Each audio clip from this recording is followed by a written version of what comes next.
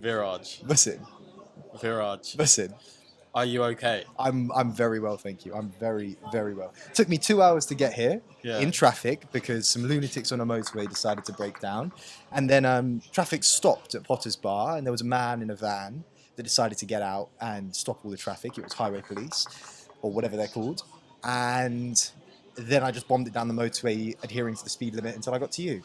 So yeah, it's been an eventful drive. Talked to our business partner Ali along the way. He told me that he wants to be in this, but he didn't press record, so that's why he's not doing it. Ali, you're fired. That's why you're not here. Ali, you're not fired. I love you. Fired. But You're it's disgusting. just it's a pain in the ass to get here. I know. We need to make something a little better. Jumeirah Lounge. When are you gonna open? Ali, if I ever see you on road, I'm gonna rush you. Sorry, that was a personal thing. Is it?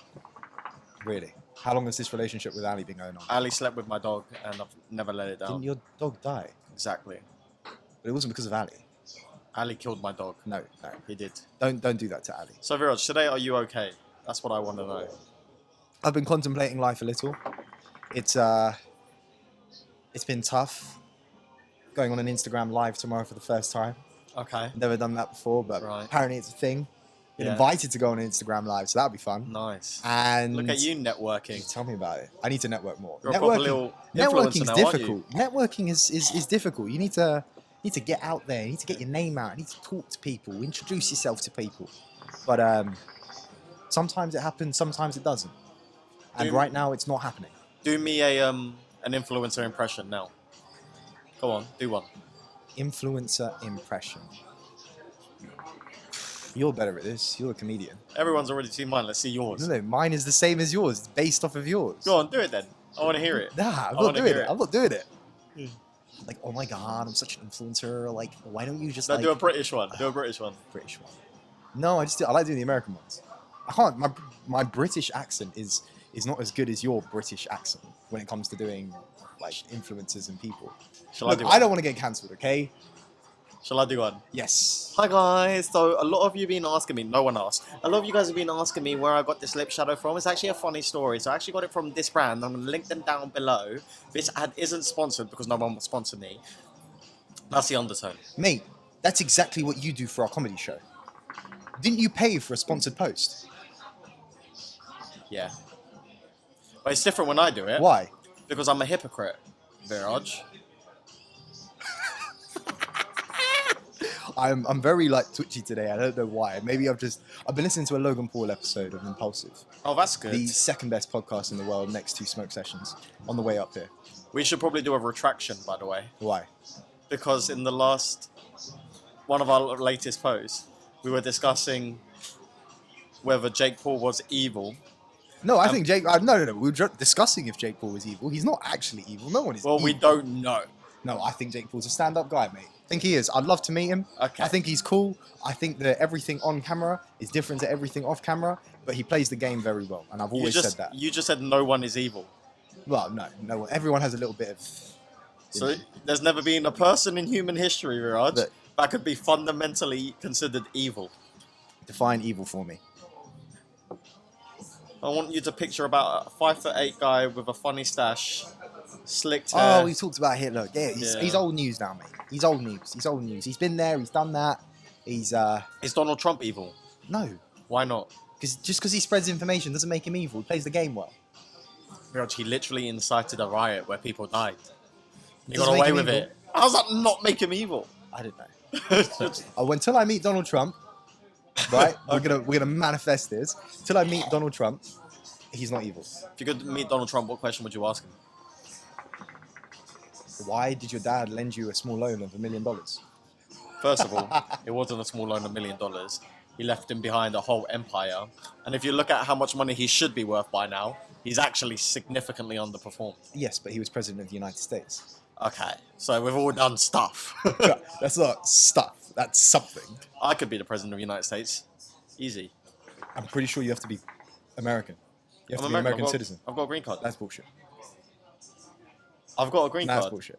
Mate, I've got Have you been to America? Yes, several times. Where have you been? I was born in Florida. No, you weren't. I was. You were born in Hampshire or in Hertfordshire, wherever the hell we are, in North London. I was born in Johns Hopkins University. Where is Florida. Where is Johns Hopkins? It's in Florida. No, it's not. There might be a John Hopkins in Florida, but you're not born in Florida. I'm American. No, you're not. Oh my god, you see, the twang comes out every now and With then. the twang. I'd hate to be American. Why? Nothing wrong with being American. There's some good parts to America. You know what my problem with it is? You know what I'd like? I'd like to sit on my balcony in flipping Utah, in the Rocky Mountains, wherever they are, and just relax. But you know what my problem with Americans is? What? They're too proud about being American. Some Americans That's their are. problem. Some Americans are a bit No, too it's in the proud. Constitution. That was written about 100 years ago. Let's leave that behind. It was probably a bad idea then, and it's definitely a bad idea now. No, it wasn't a bad idea. It's my Third Amendment right to actually say what I want to people, and if I want to shoot somebody, I should be able to shoot somebody. God damn it! That's two different amendments, isn't it? First Amendment. Second Amendment is freedom of speech. And who knows? One of the amendments allows you to kill people, and also the amendment is sexist. Why? It only refers to men. So women, you can do what you want according to the amendment. Let it be known. Oh, man. I missed you. I haven't seen you for a while. When was the last time I saw you? People are gonna start talking about us. People are talking about us. Yeah, like we're in a romantic relationship. We're not. Muhsin has a girl. No. Sorry, Muhsin has a girlfriend. I misread the signs. Miss Yeselada, soon to be, in the next couple of years. So we hope. Come on. I want to You know go the to a vibes. Turkish wedding. You want to go to a Turkish wedding? Cypriot wedding. Which one are you? Which one do you say that you are? American. On Americans, do you want to watch my transition right now? An American, go on. There is a American-funded organization in the Middle East which a young girl went to, and she became an influencer. What's her name? Shamima Begum. Right, What a you girl, want, man. You wanted to talk about her. Come on. Yeah. Well, what do you think? Okay, I'm going to ask you a question, yeah? Point blank. Should we let Shamima Begum back into the country? Yes or no, and then explain. She's a UK citizen, right? She was until they took it away. Should we let her back into the UK? Yes.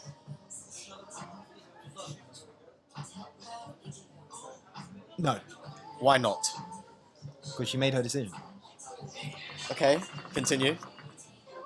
Nothing more to be said. She made her decision. Right. She chose to go and join. Is it ISIS? She went to join. Yes, she But joined ISIS. I don't watch the news. I come here and I learn things. Okay. She chose to go and join ISIS. Did she radicalize people?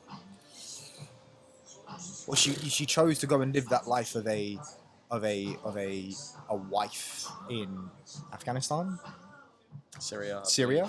Maybe. She made that decision, right? She should live with it. So, where does she go? And she finds refuge elsewhere. Where? I don't know. But do you want someone that could potentially radicalize our youth with the work that you do? Right, so her heritage is from Bangladesh. She doesn't have Bengali citizenship. She's never been there in her life. If she was to go there, she'd get the death penalty.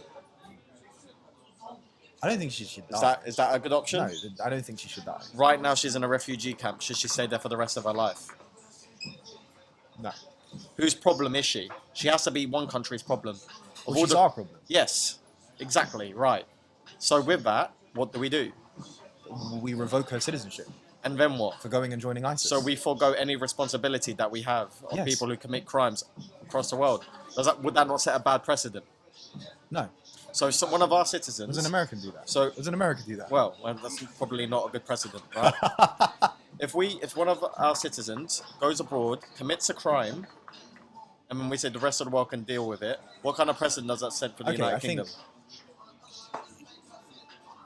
On a real level, on a real note, I think that she should be left back into the UK, and that she should be punished according to Okay. UK law Yeah. on the crimes that she's committed and the actions that she's committed. She's our problem at the end of the day. Like, it's a weird situation to be in because Priti Patel revoked her citizenship. Was she Home Secretary? She revoked it. She made that decision. I think it was a bad decision, but to be perfectly honest, she can reinstate it. She's one of like 2 people that can. So reinstate it and try her in the UK. Sure.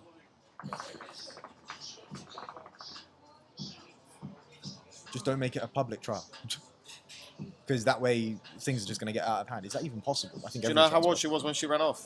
Was she like 14? 15. 15. Did she get pregnant? She had 3 kids, all of them died. The question the United Kingdom has to ask itself is, can we wash away our hands with someone who was radicalized to join an extremist group? No, you can't.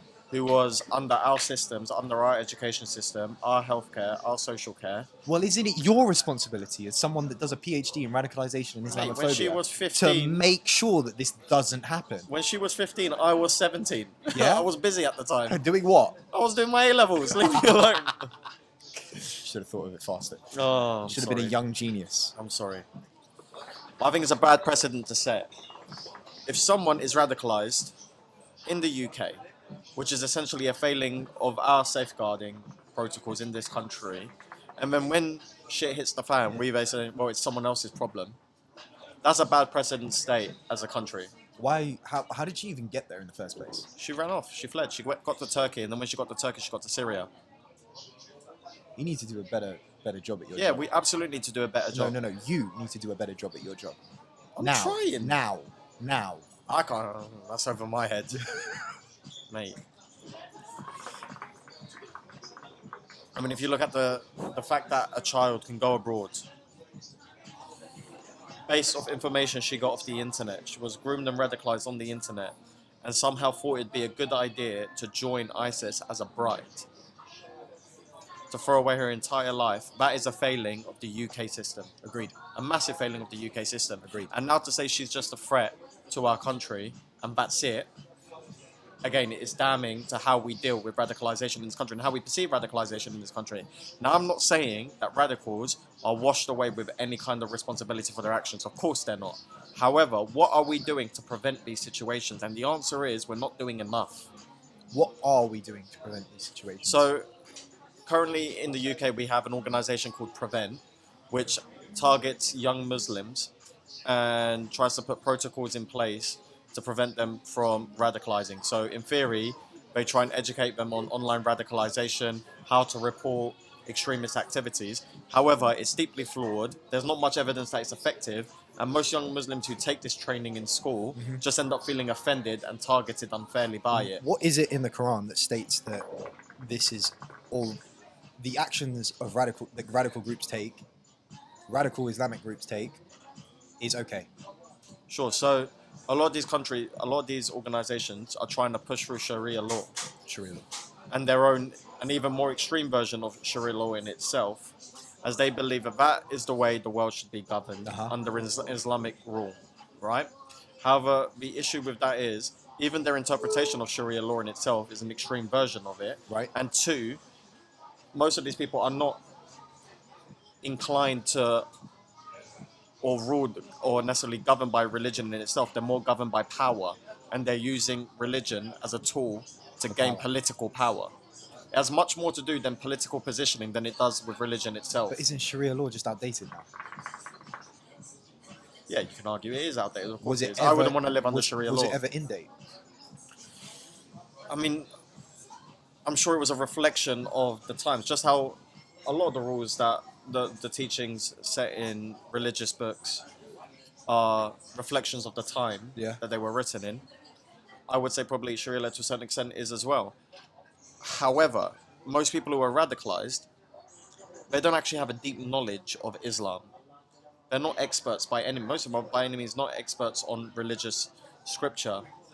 However, religion is almost the excuse, the anchoring point to change someone's worldview, to make them a radical. It's got much more to do with political issues and losses of personal significance. So the radical process generally goes like this. There's a need, there's a network, and the narrative. Understood. It all starts with the need. So a young person, let's take Shamima Begum, for example, perhaps doesn't have many friends at school, perhaps quite socially isolated, confused, doesn't really know where she's going. Then she finds a narrative online that kind of pushes the agenda Now, the reason you're feeling like this is because of the political powers that are in play in the Western world. Right. And that you are a victim of the Westernization, essentially, and the political powers that be. So now she has someone to blame. Then they put them in a network of like-minded people who reinforce those ideas. The network narrative is a recipe for radicalization. Why don't they just shut down these networks? Well, it's easier said than done. Because then at every single point, you have to close down every kind of radical chat room that there is, identify every person online who is trying to radicalize people, which these social media companies need to do a better job at detecting. And then they move to the dark web, or they set up their own chat rooms that are being powered through VPNs and other kind of obstacles. Shamima Begum, at the age of 14, found a chat room on the dark web? She was groomed. She was groomed. On what? The normal web? I'm not sure what social media platform. Probably well, she was, I would like to I see would which assume social media she platform. was probably groomed on a normal social media, a mainstream social media platform. I wanted which you is to say damning. the name. I wanted you to say the name. Probably one of the big ones. Unfortunately, most likely is one of the big ones. Now, these social media platforms are getting a little bit better at tackling these things, but they're nowhere near where they need to be. Have you ever thought that it was a good idea? What, to join an extremist group? Yeah. No, never. Have you? No. Okay. Might look like I do, but I haven't. You know, we're on the topic of like Islamophobia and extremism. Have you ever been racially abused because you're Muslim? Oh yeah, loads of times, man. Especially in primary school. I used to get called the P word all the time. Yeah. People used to call me a packy. And when this first started happening, I wasn't even aware of what racism was. I was like 6 years old, right? Uh-huh. So I didn't realize they were being racist. I just thought they were confused. Yeah, so was I. I was like, oh, I'm not Pakistani, I'm from Cyprus. And then it started hurting my feelings, and that's when I started having a better understanding of what racism and prejudice was. Okay. And if you look back at that, a bunch of 6, 8-year-olds calling you names like that, kids aren't born racist. They learned that from one place and one place only. Yep. From their parents. I've experienced it. I think my biggest one was I got told that I was shit. Like I was literal feces. And that hurt my feelings. That hurt my feelings a lot. Did you punch up the guy? No, I wanted to. I wasn't really sure like what that emotion felt like at that time. I didn't understand the emotion, so kind of just cried. Have you ever go back to your own country? Nah, never. You scared that all the time. Never. I've never had that. It got to the point where I felt ashamed of being the funniest thing foreign. is I'm in my own country. Yeah. I am You're born here. I have a British And citizenship. if you're older than the kids who were saying that, you've been in this country longer than them. But thankfully, I've never had that. I think the weirdest one was it was right after the Manchester bombings. Really? And I was doing something for work. I'd gone up to London for a training session, come back. And at that point in time, I was in my second year. I was very, very ungroomed at that point. I had a massive beard, kind of that really kind of just like I'm in grind mode look. And I had a massive black backpack on my back, and I was on the train home. And this lady looked at me, locked eyes, like an elderly lady, stood up and walked to the other side of the carriage. And in that moment, I felt a whole bunch of things. The first thought was, wow. And the second thought was, I'm going to sit down because my legs are killing me. So thank you. I'm not joking. Every cloud, I guess. I'm not joking. I was there. It was like it was a packed train. It was it was rush hour on the way back to Egan. I was just like, I'm so tired. I wish I had a seat. And this lady just opened it up. So yeah, I guess there's a silver lining. I met this Muslim comedian once, and he had this joke. He said, "Whenever I want a seat on the train, I know it's going to be busy. Yeah. I just come with a backpack, and suddenly space clears up for me." Oh man, it's funny. This woman. I'm oblivious to it now, though. I'm completely oblivious. On the 9/11 anniversary recently, this woman who works in academia, she tweeted, after 9/11, she was a sociology undergrad. And the day after 9/11, her sociology lecturer asked her to leave the room. She's a Muslim woman, so him and the other students can breathe properly. That's horrible. Imagine the feeling. Your sociology lecturer, so you'd think a person who'd be more sensitive and clued up to these topics. Was it American based or UK? American based in the United States. That's horrible. 9/11 was it? Where were you when 9/11 happened? Do you remember? I was 5. I wouldn't remember. You wouldn't remember? Ooh, no. Like, I asked my mum about this. I was at a birthday party. And I was at a Brothers from McDonald's Towers came birthday down. party, Okay. and my mum took us In all McDonald's? home. Yeah, my mum found out in McDonald's, and she took us all home early because she got freaked out. Yeah, I would. She didn't want anyone. She kind of saw coming that she might be getting some abuse, Uh-huh. so she just took us all home. I mean, Islamophobia in the United States always existed, but after 9/11, it kind of went. Yeah. What's Roundabout. interesting is George Bush's approval ratings went up right after 9/11. And that's generally a psychological pattern we see after tragedies. After a national tragedy, the approval rating of the leader at the time generally goes up. Because in times of hardship, people look for a leader. Yeah, but when you think about it, it's the same thing that happens like in families when you're on trips, right? Yeah. Like if something goes wrong and you're like, I don't know, you're lost or anything, and or you're feeling uncomfortable and you're in a foreign country, you band together. I got this all the time in India with my parents. You band together and somehow you find a pact that works, and it's like things go incredibly smoothly. Yeah. Even if you're fighting, it's like this needs to happen and we need to get this done now. And someone unofficially assumes the leadership role. Absolutely. After coronavirus, at the early stage of coronavirus, it even happened to Boris Johnson. His approval ratings temporarily went up. When he got COVID, his approval ratings were at an all-time high. Were they? Yeah. When he got COVID? I guess it humanized him a little bit, and the sympathy helped. Very, very. And it was wild that obviously he let the UK basically do whatever they wanted for the first couple of months. And by action of that, he got it. Which is, I find it's crazy because like you hear about all these other presidents and whatever, like they didn't get them to way down the line. But Well, in a way, yeah, he was a victim of his own own lacklustre policies. Do you remember when he went on the news and he goes, I went to the hospitals and I shook hands with everybody? Yep. It's like, oh, It's like, why are you well shaking done, mate. hands? Well done, mate. Oh, I was scared. I was so scared when I got back from India, man. I was eternally grateful to be back, but I was so scared at what the UK would be like after what I'd seen. Like in India, it wasn't too bad because you've got this kind of. It wasn't as bad as everyone makes out, but it was bad. Yeah. It was bad. Like we were living in a little bubble, but in the UK, it's like you're home. Everything is open. Everything that you know is open, and it's like, well, I can't do this. Why? So when I got back, I told no one. I was scared. That first lockdown was... I hate it when I hear people say, oh, I miss the first lockdown. I feel like missing lockdown is a middle-class privilege. We talked about this last time. Did we? Yes. Yeah, it's a middle-class privilege, man. Have you not looked at the content I sent you? I did, but I can't remember. Did I say that last time? Your short-term It's memories are horrible. It's definitely a middle-class privilege. Horrible. I have a terrible memory. Yeah, I know that. I'm literally like your PA. Yeah. I have to remind you to do things all the damn time. Well, the relationship works for Raj. Yes, it does. It's one-sided completely. Viraj just picks up after you. When are you going to hire a PA? One day. Going back to the first lockdown. I remember feeling guilty for how much I took things for granted when things were open, because it really made me miss the little things, like going out for a dinner, hanging out with friends. And I made a promise to myself that when... Oh, shut your mouth. I'm sorry. I had to do it. I made a promise to myself that when the lockdown ends, Yeah.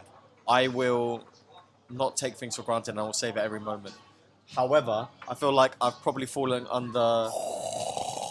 victim. I've seen what you just did here. That was a great transition. That was brilliant. Wait, what did I do? You transitioned into gratitude. Oh yeah, I did, didn't I? And you didn't even know. I'm a professional comedian, ladies and gentlemen. That's what I do. We are professional podcasters as well. Well, that's the thing. Being grateful for the little things. I had a massive appreciation for that during the first lockdown. I feel like I'm slipping into not being grateful for the little things again. You got to do it gratitude is one of those things. I think I have a hold on it that's different to other people when it comes to friendships, because I'm not taking away from anyone else here, but when I went on my year abroad and I came back, I spent a lot of time with myself thinking and just being by myself, and having you and Ali just be the only two people that I stayed in contact with the whole time made me appreciate the friendships, the strong friendships that I had in the family that I call my family, my extended friendship groups that I spent a lot of time with. Really, really appreciate them, and really appreciate the moments that I've had with them, whether it was like just randomly seeing them on a day, going to school with them for like almost a decade, and like staying up till 12 o'clock at night, like doing revision with them, you know, going to the shisha lounge with you beforehand, meeting you, meeting Ali, meeting my housemates, just those tiny small things, and even the bad stuff. Like, I wouldn't be here if it hadn't been for all of those things. So I appreciate it all, and I'm grateful that it all happened.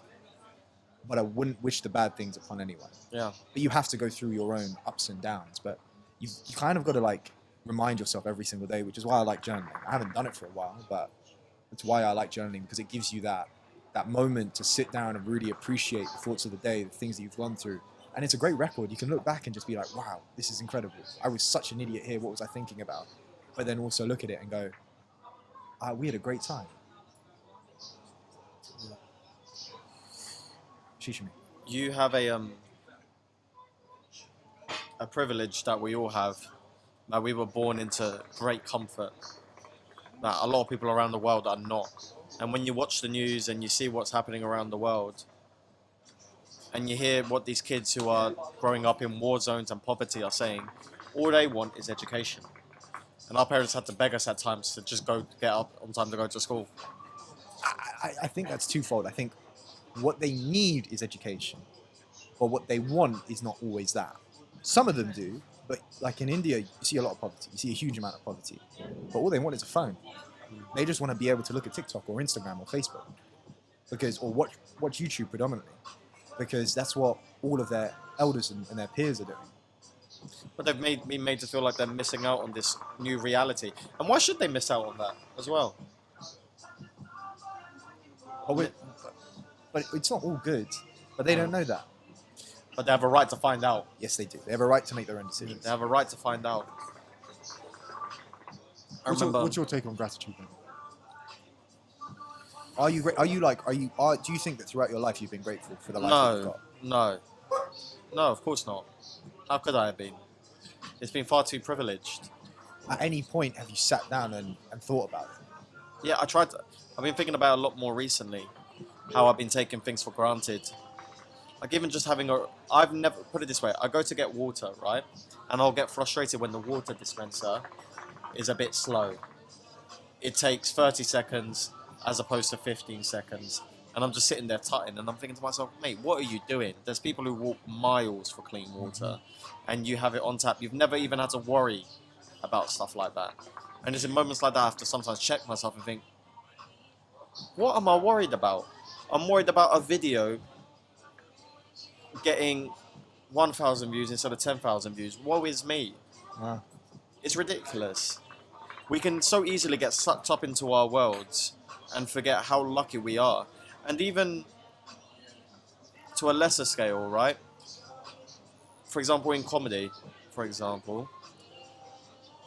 when I first started comedy, I would have been ripping someone's hands off to be in the position I am at now in comedy. Yep. And now when I've got into this position, I'm not taking stock of that and I'm just thinking, what's next? And of course, you need to look at what's next in life and you want to constantly strive for better things. But there's also a moment where you have to sit down and say, whoa, like this was really not a reality for me a couple of years ago. And I would have ripped someone's hand off for this opportunity. Think about this. 3 years ago, well, I've known you for what, 2.5, 3 years now? 3 years ago, was this even on the books? Was this even remotely... No, not at all. Well, you weren't even taking stand-up that seriously back then? No, I hadn't even started 3 years ago. You hadn't? No, I started 2 years ago. There you go. I mean, it's also important to not fall into the lull of it all. Yeah. And just get too complacent and just get too stuck in your own thoughts like, oh, I'm too privileged. Oh, this has set me back. You are in the position that you are. Use it to your advantage, but also take stock of the things that you're doing. Absolutely. If you never sit around and take stock of all the good things that happen to you, one day you're going to be on your deathbed and you'll be like, oh, I never enjoyed my life. Yeah. What's that about?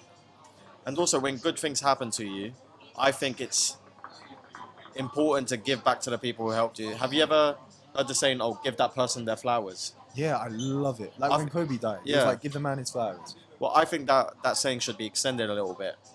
Go on. I think you should give someone their flowers, and the person who received those flowers should give a rose to every single person who helped them, and then leave themselves one rose.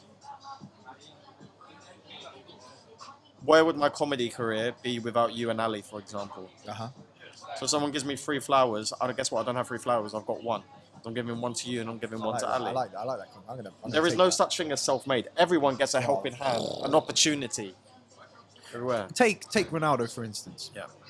Right? He is an incredible athlete, right?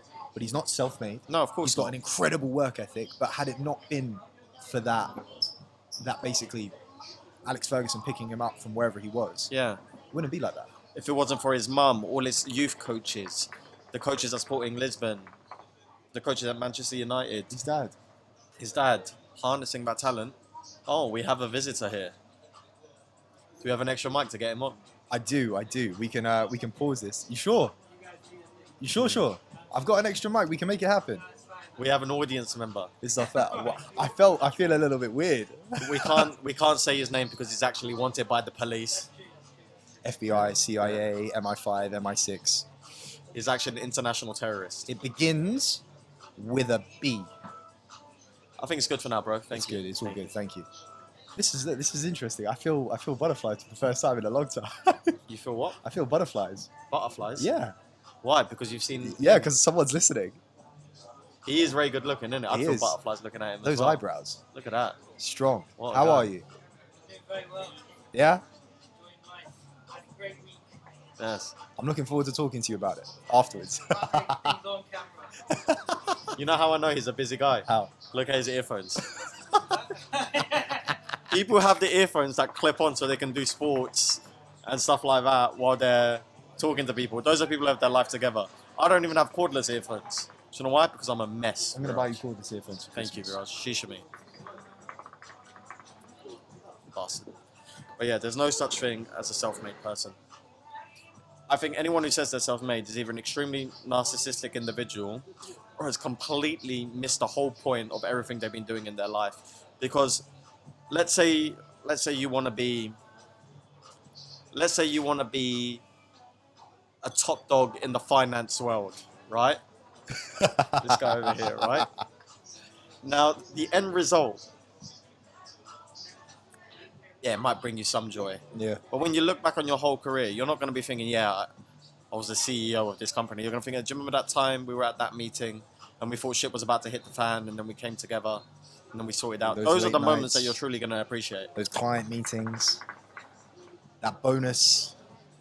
That Look, lovely bonus. There's nothing more noble than working in finance. Absolutely. Nothing more noble. I think you have a great cause. There's great risk involved. Someone has to push those pesky people back into poverty. So, Someone.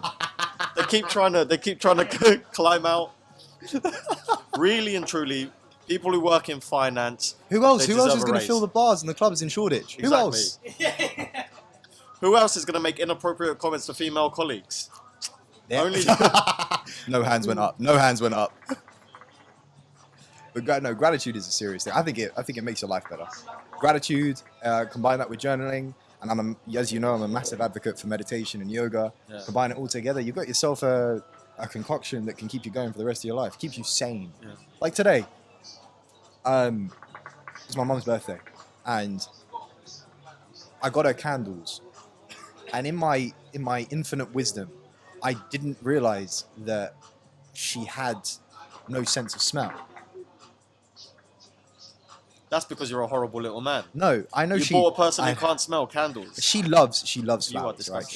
She loves flowers. She loves candles, but it's very difficult in the moment. Like she loves candles. Sorry, let me rewind. She loves candles. She adores candles, and she's got everything that she's ever needed. So candles bring her joy. What's next? You're gonna buy someone with no hands a tennis racket at this rate, aren't you? No, I'm buying him a ping pong racket. But I was watching her, and I could just see the we're on the topic of gratitude, but I could see the moment that she was like, I take for granted my smell and taste. Yeah. And I was so happy that I got her candles for that moment to hit her, but at the same time, I was so pissed off that I bought her candles so she can't smell them because they smell brilliant. So in conclusion, you are a terrible person. No, in Is that what you're conclusion, I'm a saying? great son. Alright, okay. 10 out of 10. 12 out of 10 maybe. Sometimes I fall into my little ruts, but she gets me out of them, and I'm eternally grateful for her for that. Here's something that happened the other day. So I was leaving the house and mum said, love you. Yeah. And then as a joke, I said, love you more. And then she said, that's impossible. And then I thought about it and I was like, she's Ooh. definitely right. Yeah. She's definitely right. Our mums definitely love us way more. Maybe not his mum. Our mums definitely love us more than we love them. Agreed. If you have a good mum, man, you can't take that shit for granted, man. You know what? On every phone call, I don't say this to a lot of people, but today I am. A lot of people think it's weird, but I know what you're going to say. after every phone call since I went on my year abroad and came back, I say I love you, whether it's out loud or in person. To the person at the end of the phone call, to the people I'm seeing. Mentally, I say it a lot of the time so it doesn't weird out people. You used to say it to me all the time and I nearly deleted your number. No shit. Yeah, I was like, I'm sick of this guy telling me he loves me all the time. But for me, it's closure. For me, it's that I appreciate the conversation we just had. I appreciate our friendship. And if anything happens to you, I've been able to say goodbye. Yeah, but at the same time, you're a vegan, innit? So you're a bit emotional. Nah, look, plant-based. Yeah, there's difference. Yeah. People who eat steaks are not appreciative of things. Do you know why? Okay. Because we're real men, Viraj. We eat steak. Why are you just a wannabe Joe Occasionally Rogan? we yell at... Why are you just... You always come back to Joe Rogan. We eat Plant-based. steak. Nutrition. We take ivermectin with no advice whatsoever. And we lift kettlebells. Because that's what real men do. And occasionally... When was the last time you lifted a kettlebell? I saw a kettlebell today. Did you? Yeah. Did you lift it? No, God forbid. Oh no, sometimes I use a kettlebell to lean my phone against to film me while I do some boxing. They're good things to lean against. They are. There's not enough of them in this world. Do you think you'll turn into an arsehole when you become a millionaire? Nope. Really? Nope. I think I will. I think you will. I think you will for a moment, and then you have friends that will reel you back into place. No, as soon as I become a millionaire, I'm never talking to you guys again. No, it's rubbish. God. No, absolutely. I'm just gonna get a production company that can do all this for me. You will have a production And then when company. you guys say, wait. You will literally be a part owner in No, the no, production no. company. Or I'm gonna get a bigger one. And then when you guys say, listen, we built this all together, I'm gonna be like, show me the contract.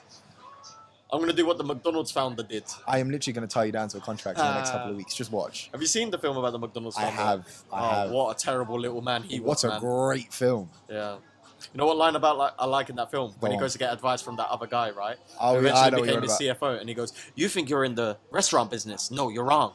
You're in the Real real estate estate business." business." And I was like, "Huh."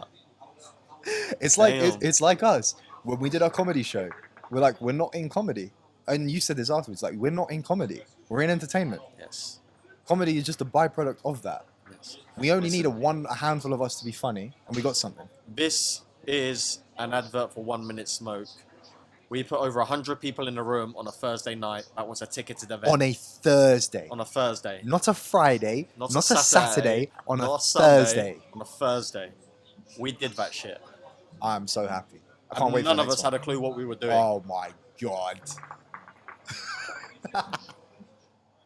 Oh, imagine if we have a live audience for the podcast. Imagine if We have a live well, audience well, for the I- podcast. We have one more, fan. more than one fan. So for those of you guys who aren't watching right now, well, you won't be able to see him anyway, but we have our fan who shows up to all of our podcasts. He just sits there going, please let me be on the podcast, or we'll never let him on. Do you know why? Because he scares people. He's a terrible little man. he's a big guy. He's like Enough. 6'1". One more word out of you and I'll name drop you and the company you work for. I was gonna ask him, who do you work for? No, he can't disclose that information. But let's just say it rhymes with McDonald's. Oh man, gratitude, huh? I do enjoy our relationship. I'm grateful for it. I am. One thing. Wait, hold on. I just professed my love for you, and you're gonna go, Oh, did you just say you love me? yes, You're a nice guy. thank you. You're not bad. One day you'll find love. I won't hope. Yeah. And then the person you love will sleep with someone else. And you'll high five her and bring her a biscuit in bed. Babe, you look a bit dehydrated. You really took it out of you. Oh, you are definitely gonna do that if you haven't already done that. Wait, done what? High five someone, then bring them a biscuit in bed. That's not my vibe. You have definitely done that in your life. Yeah, if they've slept with me. No, listen. What? Do you bring them a gold medal and say, "Here you go"? Sometimes I'm really grateful. So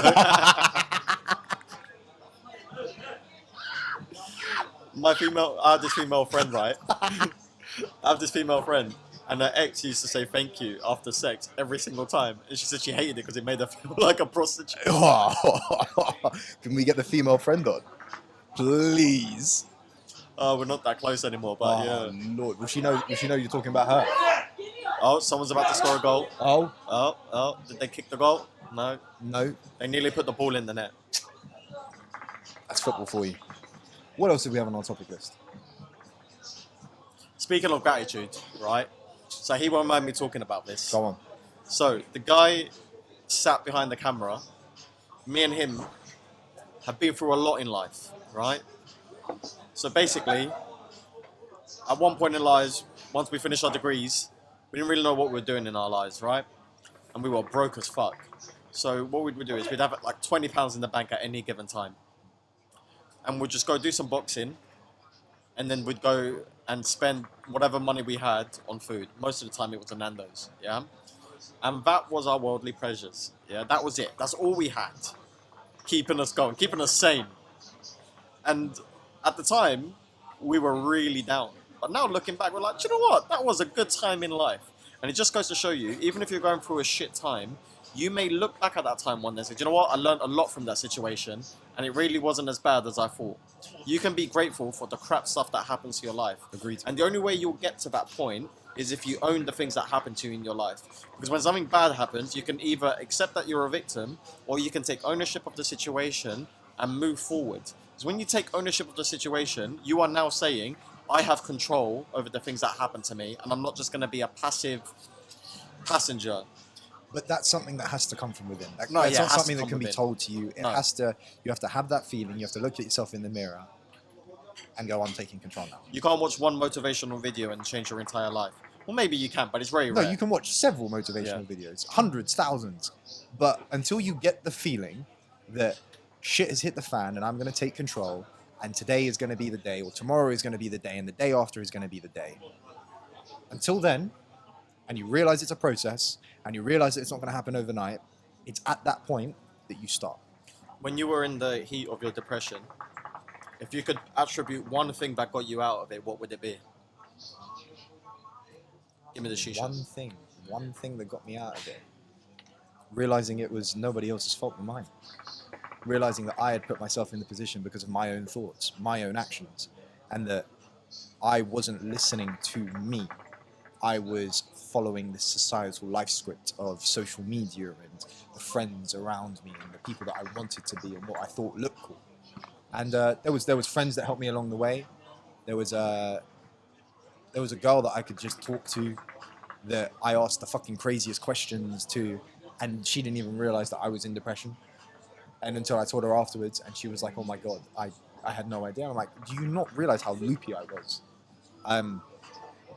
But ultimately, I took ownership of my actions. I made it a part of my life. I didn't look back on it and say that was the worst thing that could have ever happened to me. It is, but worse things can still come. It's weird because when I met you, you were in the heat of your depression, right? Yep. You were at the height of it. And because we weren't that close, obviously you probably weren't confiding to anyone about it. Nope. At that point, I'd only told my parents. I thought you were living on cloud nine. You were telling me about all these future plans. I was like, well, this guy's got it worked out. Yep. When in reality, you were struggling. I got so good at telling the lie. I got so good at waking up in the morning, looking at myself in the mirror and going, yeah, you're going to be all right. Yeah, this is all fake. Fuck it, move on. And forcing myself to smile. Yeah. That I got to a point where I actually started noticing other people with that same look. Yeah. Because it takes one to know one. It really, really does. People say it's okay to confide in people, but I would add another thing to that. It's okay to confide into people, but make sure you're confined into the right people. Yeah. Because if someone genuinely doesn't care, they're either going to give you shit advice, or you're going to gain absolutely nothing from it. And that person doesn't deserve to hear your deepest thoughts. So make sure you confide to the right people who genuinely care about you. Otherwise, you're wasting your time. But you might, even if you do confide in someone that doesn't care, doesn't give a shit about you, it might be a trigger point for you to actually realize that actually I don't need to confide in anyone. I just need to understand myself and spend some time with myself instead of constantly getting it out. But you need to reflect on what you're getting out. If you're talking one way, it doesn't work. Someone has to look at you in the eyes and be like, sometimes it works, pull yourself together. Sometimes it doesn't. The highest prevalence of suicide is amongst young men. And I think the reason that is It's because they don't generally talk about their problems. Whereas women are a lot better at confiding in their friends and coming together to help each other work through their problems. Whereas men, you ask a guy, he's doing terribly, how you doing, mate? And he's just like, yeah, I'm fine. And then we won't want to poke or help them out because we're like, oh, they obviously don't want to talk about it. Yep. Whereas women, I'm like, no, honestly, like, how are you feeling? And they can have an honest discussion with each other. That's Men why aren't very good at that. When someone says, yeah, I'm all right, I'm okay, I go, yeah. Let me ask you again. How are you doing? Yeah. Should we do it right now? Go on. Go on, you ask me. Listen, how are you? Yeah, I'm fine, mate. Listen, how are and how are you? I'm fine. Are you sure? If you ask me one more time, I'm going to punch you in the face. You see? It's easy as that. That's all you have to do. That's all you have to do.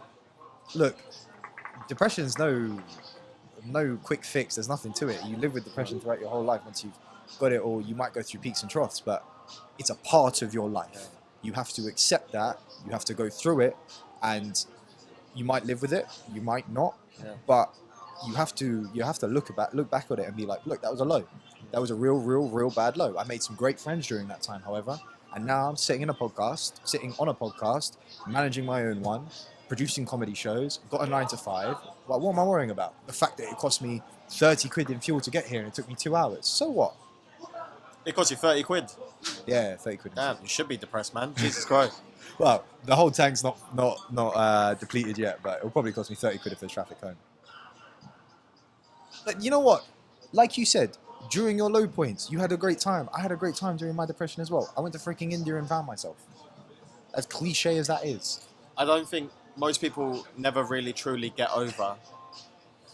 What does it mean to get over heartbreak or a low point in your life? I think a lot of people don't ever completely move on from it. They just learn to channel those feelings into something more positive. Absolutely. That's why when I go on Hinge and I go on these social media apps, or someone says, oh, Viraj, why haven't you got a girlfriend? Or my mum starts joking about arranged marriages, yeah? I feel a little bit dull and feel a little bit sick inside that I haven't found anyone. And then I realise that actually I haven't made it a priority in my life, and it's okay. Wait, you're 23, right? Yes. Who says you need to find someone at 23? You're a baby still. I'm still a baby. He's not. The guy behind the camera is like 46 years old. But 2 kids and a mortgage, yeah? But it's okay. Listen, it's okay that you haven't found someone. First of all, what does that even mean, finding someone? Find your soulmate. Do you think your girlfriend is your soulmate? I wouldn't use the word soulmate. What is she then? She's the perfect person to me. At this point in time. That's the caveat I add, because I feel that when it comes to girlfriends and relationship and partners, there is no one human on earth that can make you feel that way. Because at the end of the day, it is a complex, chemistry of human emotions, and it's at the end of the day, it's chemistry. It's just things inside of you popping off. It can be induced, can't it? Yeah, I don't like using the word soulmate because I think it's kind of like a Hollywood buzzword. But the relationship I have is amazing because we can say what we want to each other. We have a really strong understanding and bond. And I'm lucky to have found that. But using the word soulmate, I think almost cheapens that. I think I found a life partner. Yep. But I don't like using the word So soulmate. go on right now, ask her hand in marriage. Viraj, will you marry me? Muhsin, I'd love to. Oh shit, sorry. I misread the signs. No, stop. Contact HR. Look, I don't want a fight with Khadija. But yeah.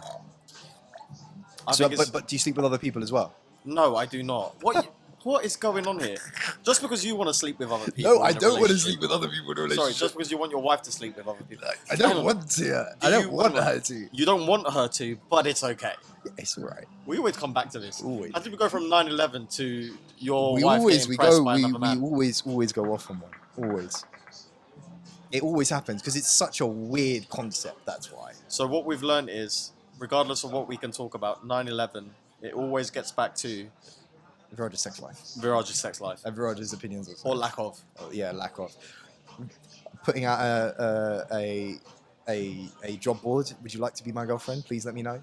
Viraj doesn't want a girlfriend. Viraj wants a girlfriend experience. Girlfriend for the day. How does that sound? No. I'd love one. If the opportunity arises. Shall I try and hook you up? No. And, yeah. What did you say? Ignore him. He works for McDonald's. So, here's what we do for you. Oh, Lord, help. We Please take help. you to Cyprus. Oh, no. We find you a nice girl. Doesn't speak English. Perfect. No. So you never have to actually If interact I went with to her. India, I could have got it there. Do you think you'll marry a South Asian girl? Do you care? It's my type. Yeah. It's my Oh, type. it's so your it's type. my type on paper. Yeah. But you know what? No. I know your type to a T now. Yeah, because it's the same type that you used to have. I never really had a type. There was a selection My of type is attractive. It's my type. and a good heart. I like And a girls good who heart. make me. When I look at them, I hear this song, Maria, Maria. It's She reminds me of a West Side Story. Look at us vocalizing. Growing up in Spanish Harlem. Did Khadija make you feel like Oh that? yeah, I mean look at her, man. Khadija is like a solid. Can we get her on, please? She's been on your podcast. No, on this. Yeah, get her on. She wants to be on. Oh my god, it's gonna be so much fun. My girlfriend is a solid 12 out of 10, and I'm a solid 4 out of 10. But that doesn't matter. Do you know why? Why? Because we get along. This whole thing about, oh, they're a good match for each other in terms of looks means nothing, right? That is a load of nonsense. Do you know why? Because eventually we're all going to be 80 and extremely butters, right? Agreed. So what really matters is finding someone who you can actually live with and enjoy their company. You know what my dad used All to that say? other shit is here today and gone tomorrow. Gone tomorrow. My dad used to say, or still says, he's like, when you're looking for a partner in life, look at her mum.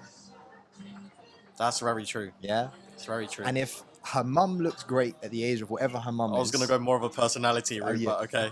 Look, if you're going on looks and you still want to be physically attracted to them, if your mum, if their mum looks good at whatever age their mum is at, then play that into your life partner scenario. Interesting. Yeah, it's funny. Interesting. It's funny. I started cracking up when I Borderline actually realised. incestuous, but I get where it's coming from. No, don't think of the incest. You know what the problem with that line of thinking is, right? Shoot. Meeting your girlfriend's dad Yeah. is always an awkward situation. But it's even worse when your girlfriend looks like her mum, because that means you and her dad have the same type. Oh, I've never thought about it that way. Yep. But do you think her dad is thinking that? No, but listen, your girlfriend's dad is not supposed to like you, right? Initially. Have you met your girlfriend's dad? No, I have not. Do you plan on meeting him at some point? Obviously. Okay. You're not just gonna run away. No, I'm not going to run away. Well, Be I a know. man about it. You I'm could get alright. married under Sharia Nice law. to meet you, mate. It's a pleasure. You could get married under Sharia law. Yeah, I'm not doing that, Viraj. Not particularly religious, let alone Sharia law, mate. Oh man, today's been a fun one. I hate you so much. Should we wrap it there? How long have we done? We've done an hour. Have we done an hour? It's Okay. flown by. Can I do another promo video for 1 minute smoke? We got to do 2 promo videos. You got to do Blossoms and you got to do Blossom Lounge. You got to do here. Okay.